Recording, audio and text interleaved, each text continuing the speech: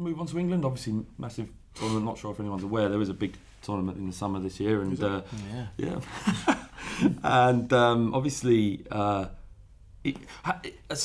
squad's there, 23. Mm-hmm. They know who's going. Mm-hmm.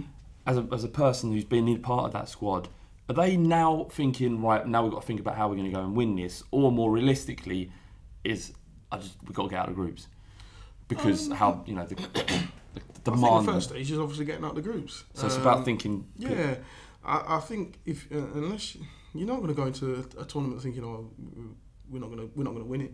You got to think that you're going to win it. But your first stage is getting out of the group. I've always said that we have individually got some really, really talented young lads. As a team, we're yet to see how good we actually are. Yeah. And then you have the addition of Rashford, who has taken not only the Premier League but everything by storm, really.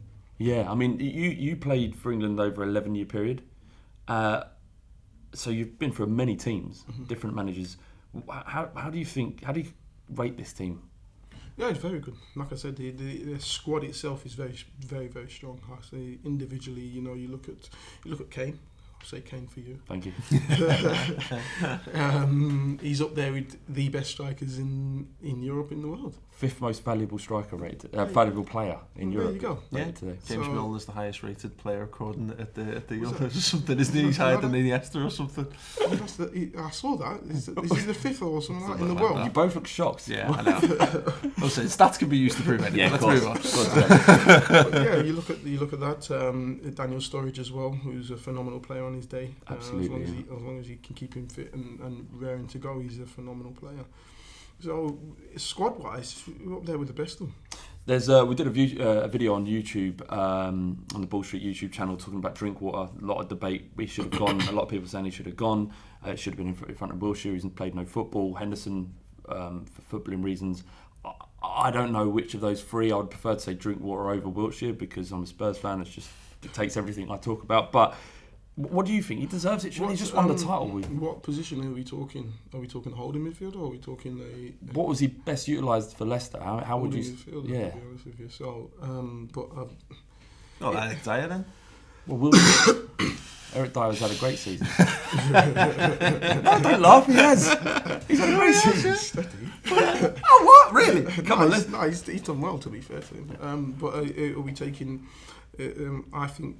For me, Drinkwater has had a phenomenal season as a holding midfielder. I would probably take him ahead of Wilshere as a holding midfielder, but I don't know what their thoughts are the on system. Yeah. It looks like, I mean, they're going to play Kane and Vardy up front. Mm-hmm. They're going to have to, certainly as Russia, you'd hope that they'd do that. And when Hodgson does that, he plays a diamond, which means there's only room for one.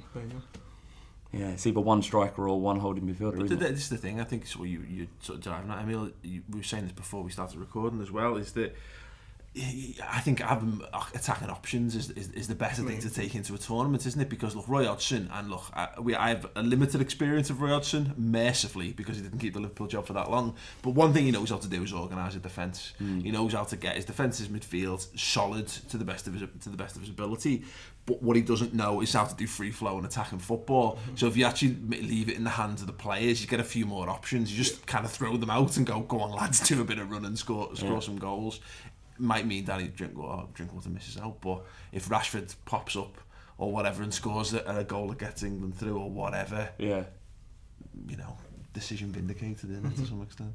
As a player who's obviously you were around the England squad at 99 when you was at Leicester, but obviously came into your own when you started at Liverpool. Do you think there's anything in that fashionable clubs you're more likely to play for England if Drinkwater was at Tottenham or if he was at Arsenal? Or is there anything in that, do you think? There's an argument. There is definitely an argument in it.